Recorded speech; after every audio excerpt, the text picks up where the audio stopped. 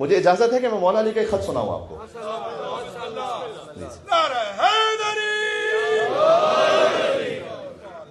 کیا خانوادہ ہے علی بن ابی طالب کا.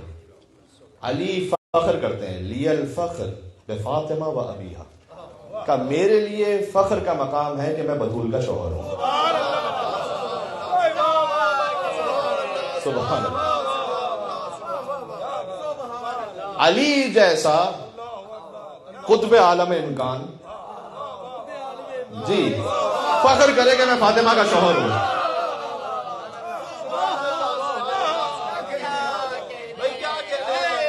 ایک نعرہ حیدریہ ہونا چاہیے میرے خیال میں، مل کے لگائیے گا.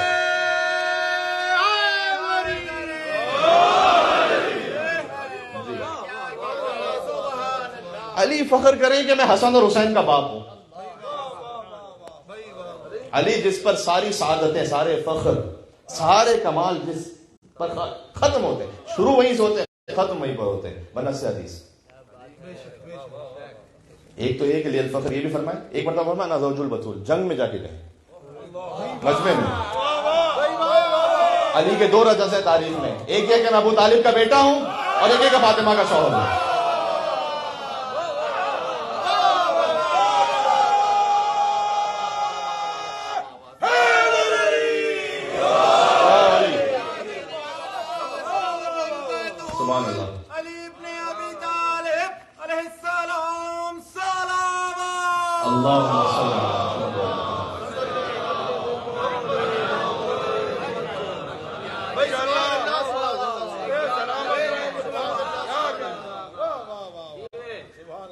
مجھے جانا ہے خط تک. ایک بات جو ابھی اس سے پہلے والے موضوع میں پیش کر رہا تھا، ابھی اس وقت دماغ میں آئی، میں کہا پڑھ دوں اس کے بعد جاتا ہوں.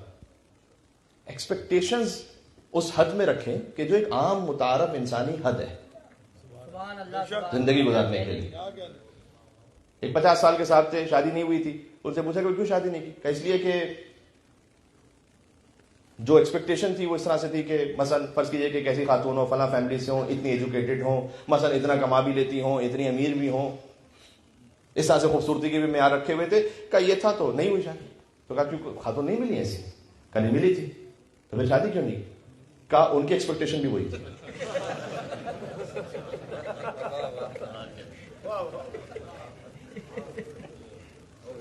وہ بھی ویسے ہی تلاش کر رہی، نہیں ہونے والا. توقعات کو انسانی حد میں رکھیں. نہ فرشتے ہیں نہ وہ فرشتہ ہے، ٹھیک ہے. ہاں لیکن امیر المومنین کا خانوادہ وہ ہے کہ جس کے در پہ فرشتے آتے ہیں اور بھیک مانگے جاتے ہیں.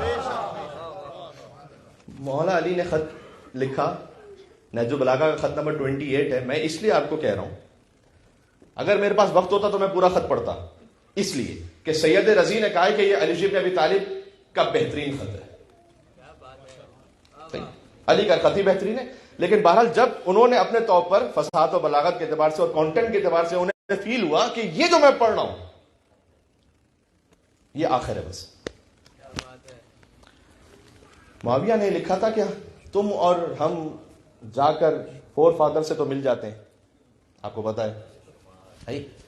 تو وہ اس کا ذکر کرتا رہتا تھا، بنی ہاشم، بنی امیہ، اس سے اوپر عبد مناف. اگرچہ کہ اب اس میں اختلاف ہے کہ وہ سگے بھائی تھے کہ نہیں تھے، کہ غلام تھا کہ جن کی پرورش کی مجھے اس ڈیٹیل میں نہیں جانا، لیکن بہرحال اس کلین سے ہیں. مولا علی نے جواب لکھا اسے. مولا علی نے کہا کہ تم ہمارے برابر کس طرح ہو سکتے ہو؟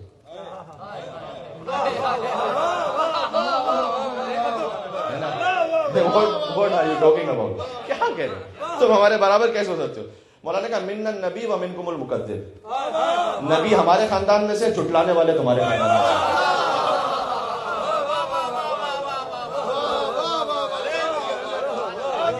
نبی ہم میں سے ہیں، جھٹلانے والے تم میں سے. منا سیدہ شباب اہل الجنہ ومنکم سیدۃ النار. جنت کے جوانوں کے سردار ہم میں سے ہیں، جہنمی بچے تمہارے خاندان سے.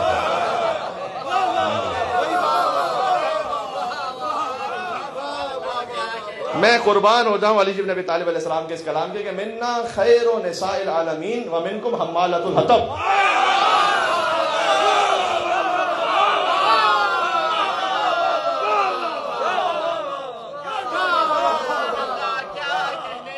سیدۃ النساء العالمین ہم میں سے ہیں حمالۃ الحطب، ابو لہب کی بیٹی کی بیوی تم میں سے. تبت یدا ابی لہب وتب. پھر فرمایا کہ امام نے کہ ہمارا اسلام تو سبھی جانتے ہیں. سومیا کا امام نے کہا ہر ایک نے سب کو پتا ہے، ہمارے اسلام کے بارے میں سب کو پتا ہے، اور تمہاری زمانے جاہلیت میں حرکتوں کا بھی سب کو پتا ہے، تم ہم جیسے کیسے ہو. اس کے بعد امام نے فرمایا کہ تیرا یہ کہنا کہ اس نے لیٹر میں لکھا تھا امام کو، تیرا یہ کہنا کہ میں خلفاء سے حسد رکھتا ہوں، یعنی باب مدینۃ العلم کو یہ تانا دیا جائے کہ تم حسد رکھتے ہو ان سے جنہیں فاقیاتوں و ابا کا مطلب نہیں معلوم.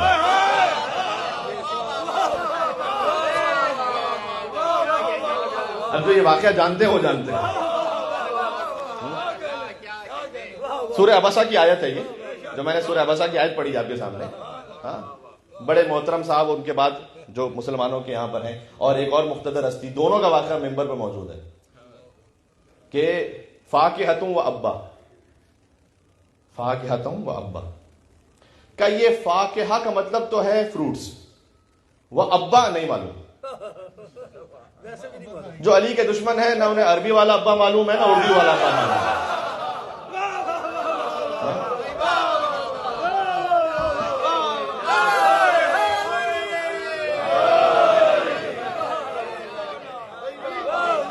جن کی اوقات یہ ہے وہ علی ان سے حسد کریں گے.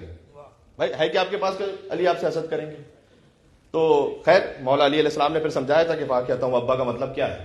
جب یہ واقعہ پیش آیا، اگر سے کہ اگلی آیت پڑھ لی ہوتی تو سمجھ میں آ جاتا. متاعا لکم ولانعامکم، یہ جو ہم نے ذکر کیا ہے ایک تمہارا کھانا ہے، ایک تمہارے چوپایوں کا کھانا ہے.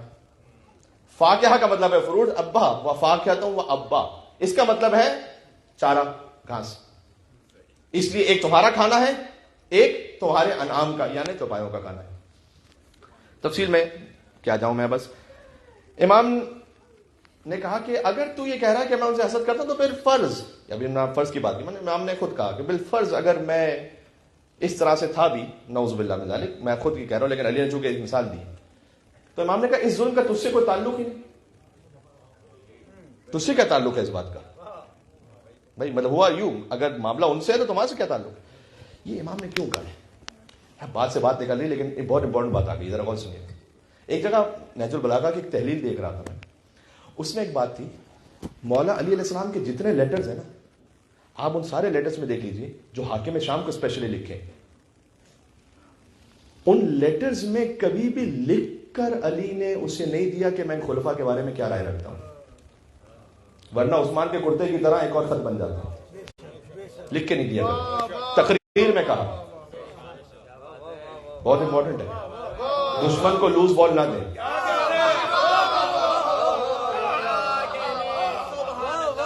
ایک خط نہیں ایسا جس میں مولا نے لکھ کر ڈاکومنٹ کر دیا ہو.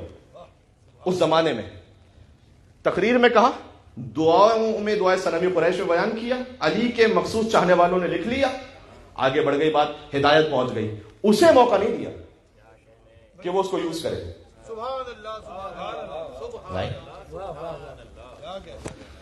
جی پھر اس کے بعد اس نے ایک طنز کیا تھا امام پر. اس نے کہا تھا کہ علی تمہیں تو ویسے کھینچا گیا ہے، اس کا تعلق مصائب سیدہ سے، تمہیں تو ویسے کھینچا گیا ہے کہ جیسے اونٹ کو نکیل ڈال کر کھینچا جاتا ہے. امام نے کہا کہ یہ جو تو نے لکھا ہے کہ مجھے ایسے کھینچا گیا جیسے اونٹ کو نکیل ڈال کر کھینچا جاتا ہے تاکہ مجھ سے بیعت لی جا سکے، تو خدا کی قسم تو نے میری مذمت کرنا چاہیے لیکن اصل میں میری تعریف کر دی ہے.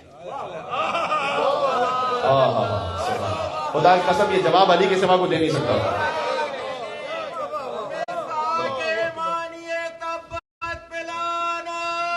بے شمار اللہم صلی اللہ علیہ وسلم. ختم کر. امام نے کہا تو مجھے رسوا کرنا چاہتا تھا، خود رسوا ہو رہا ہے، اس لیے کہ وما علی المسلم من غزازۃ فی ان یکون مظلوما، ایک مسلمان کے لیے کوئی شرم کی بات ہی نہیں ہے کہ وہ مظلوم قرار پائے. کیا بات ہے. تو یہ نہج البلاغہ خط نمبر 28 ہے، اسے جا کر ایک دفعہ دیکھیے گا. آپ کو ریکال ہو جائے گا. اس میں اور بھی بہت ساری باتیں ہیں, میں نے مخصوص حصہ پڑھا ہے. یعنی امام علیہ السلام کہنا چاہتے تھے کہ میرے لیے آسان تھا کہ میں تلوار کھینچ لوں, لیکن پیغام آگے نہیں پہنچتا, تو میں مظلوم بن گیا. اور ایک مسلمان کے لیے کوئی شرم کی بات نہیں کہ وہ مظلوم بنے. یہ تو نے میری تعریف کی. سبحان اللہ سبحان اللہ. بس عزیزوں, آج تھوڑے سے مصائب کا بیان اس لیے بھی ایک حد تک ہماری گفتگو میں وہ حق ادا ہو کرنا چاہتا ہوں کہ شب شہادت زہرا ہے. ماتمداری بھی ہوگی یقیناً, تو انشاءاللہ ہم فضیلت کے وقت ہی میں نماز بھی پڑھیں گے انشاءاللہ. اور چونکہ فضیلت کا وقت کچھ دیر تک رہتا ہے تو اتنا تحمل فرما لیجیے گا. اور جو عشاء کی فضیلت ہے وہ تو پھر قطعاً رہے گا.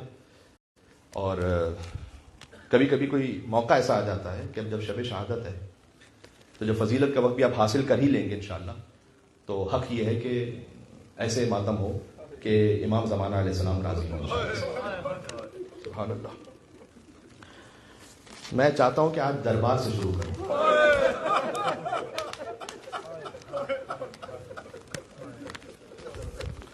میں کیا کہوں, اگر پاکستان میں ہمارے جو سادہ افراد گاؤں دیہات کے ہوتے ہیں ان کی لینگویج میں کہوں تو فاطمہ کو کچہری میں جانا پڑا. اللہ اکبر. ایک اہل سنت جج تھے پاکستان میں ہائی کورٹ کے, اور ان کے سامنے ایک ملزمہ کو لایا جا رہا تھا. اس کا نام ملزمہ کا فاطمہ تھا. فاطمہ کو حاضر کیا جائے, قلم چھوڑ دیا اور چلے گئے. کہا فاطمہ کا نام عدالت میں. یہ امام صادق علیہ السلام کہتے تھے کہ اگر تو نے بیٹی کا نام فاطمہ رکھا ہے تو اس پر ہاتھ نہیں اٹھانا, اس پر ملامت نہیں کرنا, اسے برا نہیں کہنا. نام جس بیٹی کا فاطمہ ہو فقط. تب رسول اللہ کی بیٹی کے ساتھ کیا ہوا, یا اللہ.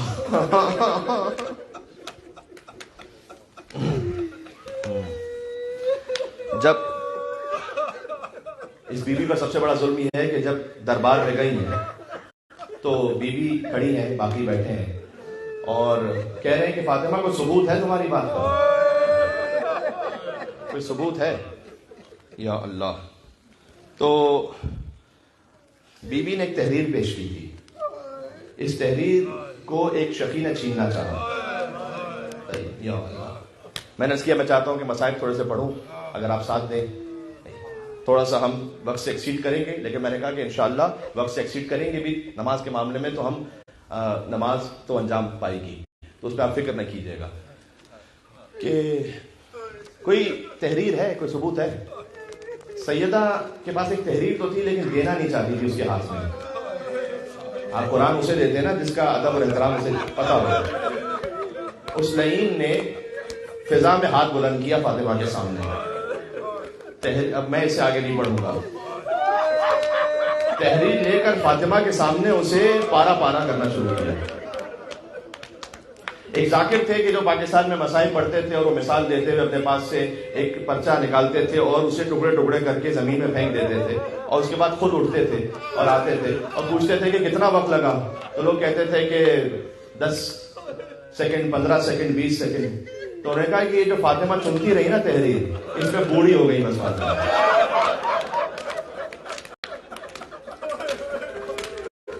یا اللہ. دیکھیں پتھر کا دل نہ آپ کا ہے نہ میرا ہے. آج شہادت زہرا ہے, حسین یتیم ہونے جا رہا ہے. یا اللہ. ایک جملہ پڑھتا ہوں کہ جو شہید ناصر عباس صاحب کی کلپ میں دیکھا, ان سے میرے بہت سارے علمی اختلافات ہیں, لیکن میری اس بیان سے عقیدت ہے کہ جو خلوص کے ساتھ بی بی فاطمہ کے مسائل پڑھے. تو انہوں نے ایک جگہ یہ بیان کیا تھا کہ ایک شخص سے پوچھا انہوں نے, عام دیہات میں چیزیں بیچنے والا, کہ شیعہ کیسے ہوئے. اس نے کہا کہ جہاں کہیں مجمع ہوتا تھا تو میں اپنی ریڑھی لگا کر وہاں کھڑا ہو جاتا تھا بیچنے کے لیے چیزیں. ایک جگہ شیعوں کی مجلس ہو رہی تھی, میں باہر کھڑا ہو گیا, بچے کو ایک چیز دی, کچھ پیسے دینے میں اس نے دیر کی. ذاکر کی آواز آ رہی تھی کہ فاطمہ دربار میں گئی.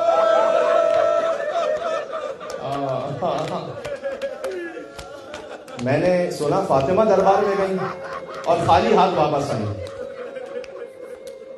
کہتے ہیں فوراً اپنے علاقے محلے پہنچا، جب ممکن تھا اپنے مسجد کے مولانا سے ملاقات کی اور اس کے سامنے قرآن رکھا اور کہا قرآن پر ہاتھ رکھ کر یہ کہنا کہ جو میں کہہ رہا ہوں ہاں یا نہ میں جواب دینا بس. پہلا سوال یہ ہے کہ فاطمہ دربار میں نہیں تھی کیا؟ اس نے کہا کہ شیعوں نے گمراہ کیا ہے. کہا میں شیعوں کی بیٹی کی بات نہیں کر رہا، میں محمد کی بیٹی کی بات کر رہا ہوں. فاطمہ گئی تھی کیا دربار میں؟ کہتے ہاں گئی تھی. کہا بتاؤ خالی ہاتھ واپس آئی تھی یا نہیں؟ کہتا یہ بات چھوڑو، ان کا حق نہیں تھا. کہا میں حق نہیں تھا نہیں پوچھ رہا، میں یہ کہہ رہا ہوں محمد کی بیٹی دربار سے خالی آئی تھی یا نہیں؟ میرے گھر پر دشمن کی بیٹی آ جائے تو اس دشمن کی بیٹی کی خاطر میں اپنا حق چھوڑ دیتا ہوں. تمہارے دربار میں محمد کی بیٹی آئی ہے اور تم یہ پوچھ رہے ہو کہ حق تھا یا نہیں تھا؟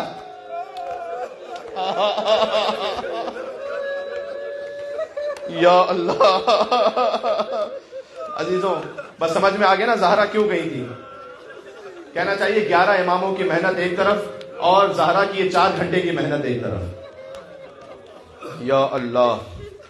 تو بی بی گئی دربار میں اور دیکھیں حضرت مریم وہ نعمت زوجیت سے محروم رہی نا حضرت مریم، لہذا ان کے لیے شاید یہ ادراک نہ ہو پائے کہ جب شوہر کا حق چھینا جائے تو زوجہ کس تکلیف میں ہوتی ہے.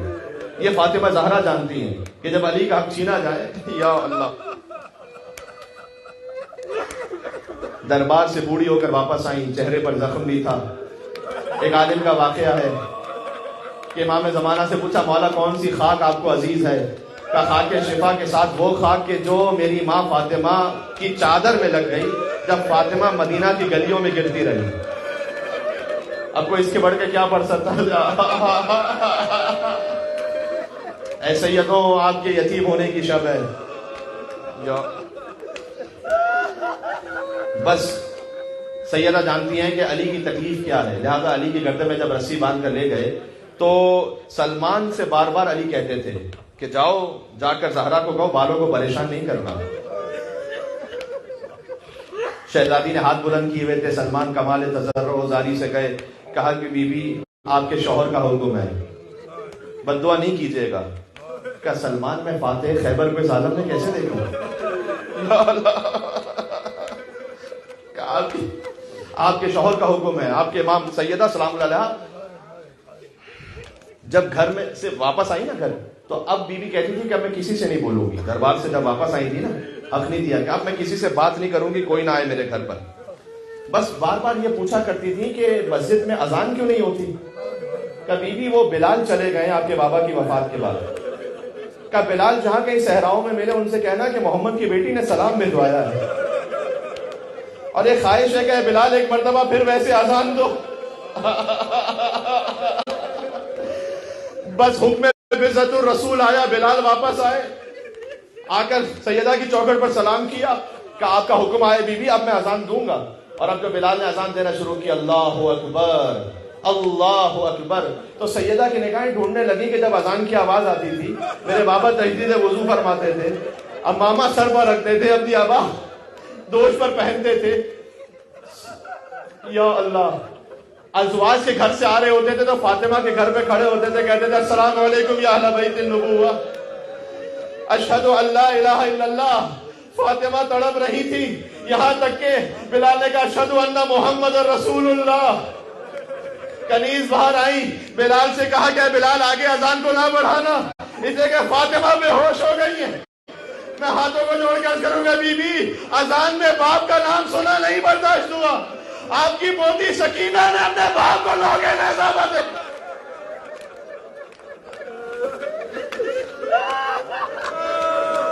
آپ گریہ کرتے رہنا، آپ گریہ کریں گے انشاءاللہ دل میں اور رقت پیدا ہوگی. ایک گریہ کرنے والے کو دیکھ کر دوسرا گریہ کرنے لگے، اللہ سبحانہ و تعالیٰ اسے اجر و ثواب عطا کرے گا. اجرکم علی الزہرا. 2 دن ہوئے تھے ایسے کہ سلمان نہیں آئے فاطمہ کے گھر پر، تو سلمان کو پیغام بھجوایا کہ سلمان تم نے بھی آنا جانا چھوڑ دیا. سلمان فوراً حاضر ہوئے. کہا بی بی میں شدید بخار میں تھا، آپ کی خدمت میں حاضر نہیں ہو سکا. بی بی نے دعائے نور تعلیم فرمائی. کہ دعائے نور پڑھو شفایاب ہو جاؤ گے، لیکن سلمان ہمارے در پر آتے جاتے رہا کر. کوئی فاطمہ کو تسلی ہوتی تھی کہ جب سلمان و ابو ذر.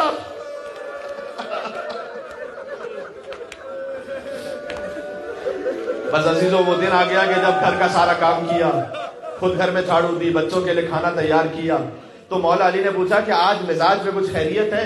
کہا کہ بس کل رات کو بابا کو دیکھا تھا خواب میں کہ اب فاطمہ تم مجھ سے ملحق ہونے والی ہو، تو میں نے اپنے بچوں کے لیے کھانا تیار کر لیا ہے، اہتمام کر لیا ہے. اسما بنت امیس سے کہا کہ میں حجرے میں ہوں، جب تک تسبیح کی آواز آئے سمجھنا فاطمہ زندہ ہے، جب آواز آنا بند ہو جائے سمجھنا سیدہ دنیا سے رخصت ہو گئی ہے. بچے جب کچھ دیر بعد آئے، میں نے یہ فقرہ جو اب پڑھنے لگا ہوں علامہ رشید ترابی صاحب اللہ مقاموں سے سنا ہے. بچے جب واپس آئے تو چونکہ دروازہ بند تھا اور اس پہ زنجیر لگی ہوئی تھی، بچوں نے کہا کہ ہم ماں کے پاس جانا چاہتے ہیں. اسما نے کہا کہ کھانا کھا لیجئے پہلے، کہ آپ نے کبھی دیکھا ہے کہ ہم نے ماں کے بغیر کھانا کھایا ہو؟ تو حسین جانے لگے تو زنجیر تھی. اسما کہتی میں نے زنجیر لگائی ہوئی تھی اس لیے کہ بی بی نے منع کیا تھا کسی کو آنے نہ دینا. کہا اے شہزادوں آپ کی والدہ نے منع فرمایا تھا کہ کسی کو آنے نہ دوں. تو حسین کی آنکھوں میں آنسو آ گئے، کیا ہمیں بھی منع فرمایا جائے ایسا؟ تو اسما کہتی ہے میں نے سوچا کہ یہ تو وہ شہزادے ہیں کہ جن کی آنکھوں میں آنسو رسول اللہ نہیں دیکھ پاتے تھے، لہذا میں نے زنجیر در کھول دی. تو حسن اور حسین آگے بڑھے اور اپنے آپ کو ماں کے اوپر گرا دیے. یا اللہ. اب کچھ یہ زبان حال بھی پڑھ رہا ہوں، کچھ یہ ہے کہ اماں ہم سے کلام کرو، ہم سے بات کرو. گویا یہ کہوں کہ حسین نے کہا ہوگا اماں 30 شعبان کو جیسے مجھے گود میں لے کر سلایا تھا اماں، ایک بار اماں اور اماں مجھے تھپ تھپاؤ اماں. شاید ایک جملہ یہ بھی کہو کہ اماں آپ کے دل میں محسن کے لیے بہت سی لوریاں رہ گئی ہوں گی نا، وہ حسین کو سنا دو اماں. یا علی. اب سیدہ پھر آئیں مقتل میں، جب حسین مقتل سے گر رہا ہے سنبھالو حسین کو، یا فاطمہ ردا میں چھپا لو حسین کو. اس وقت حسین نے کہا ہوگا کہ اماں میری پسلیاں بھی ٹوٹی ہیں آپ کی طرح، اماں میں اٹھ نہیں سکتا، گودی میں چھپا لو اماں. کیا عالم ہوگا کہ جب سیدہ کے سامنے حسین نے ہاتھ پھیلا کر کہا ہوگا اماں. قیامت میں لہذا جب فاطمہ آئیں گی تو چہرے پر لہو ہوگا اور حسین کے محبوں کو چننا شروع کریں گی. یہ میں نے کچھ آخری احوال بیان کر دیا. ایک جملہ مجھے کہنا ہے، دیکھیں میں مصائب تو نہیں بدل سکتا چونکہ شب شہادت ہے، اس لیے کہہ رہا ہوں کہ اب حسن اور حسین فوراً پہنچے مسجد میں علی کو اطلاع دینے کہ لقد ماتت امنا، ہماری ماں دنیا سے چلی گئی. علی اٹھے، غشی طاری ہوئی. فقط ایک جملہ ہے تاریخ میں ایک مرتبہ کہ علی پر اس وقت غشی طاری ہوئی اور فرمایا کہ میری کمر ٹوٹ گئی آپ کے جانے سے.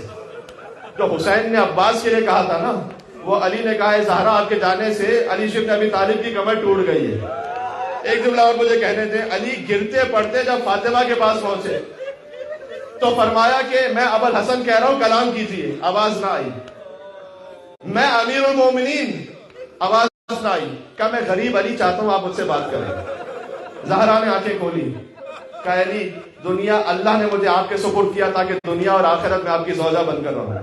فاطمہ شرمندہ ہے کہ آپ کی خدمت نہیں کر پائی، لیکن میرے بعد دوسرا ازدواج کیجیے گا تاکہ میرے بچوں کو ماں کی کمی محسوس نہ ہونے پائے. اور اے علی مجھے رات میں دفن کیجیے گا، رات ہی میں میرا جنازہ پڑھائیے گا، ان لوگوں کو شرکت کی اجازت نہ دیجیے گا جنہوں نے فاطمہ کو ناراض کیا ہے. یہ کہہ کر سیدہ کی ہچکیاں بندھی اور سیدہ دنیا سے چلی گئی. جیسے ہی سیدہ دنیا سے رخصت ہوئی تو روایت میں ہے کہ جس گھر میں کوئی میت ہوئی ہو تو آواز کے ساتھ گریا ہوتا ہے نا. علی بچوں سے کہتے تھے آہستہ رونا، مدینے والوں کو خبر نہ ہونے پائے. حسن اور حسین اپنے منہ کو گریبان میں جھانک کر سسکیوں کے ساتھ روتے تھے. علی نے اسما بنت امیس کے ساتھ غسل دینا شروع کیا. میرا آخری جملہ فاطمہ کا جنازہ علی ابن ابی طالب غسل دے رہے تھے. فاتح خیبر چیخ مار کر باہر آئے. کہا اسما میں نے فاطمہ کا چہرہ سیاہ دیکھا، پسلیوں کا ٹوٹا ہوا دیکھا، تھپڑ کا نشان دیکھا فاطمہ کے. میں کہوں گا بی بی زینب نے گریہ کیا ہوگا. علی نے کہا ہوگا بیٹی اتنا یاد رکھ تیری ماں نے ایک قاضیانہ کھایا تھا، تجھے کربلا سے ڈوبا فاطمہ کی بیٹیوں نے اتنے تازیاں لے گئے.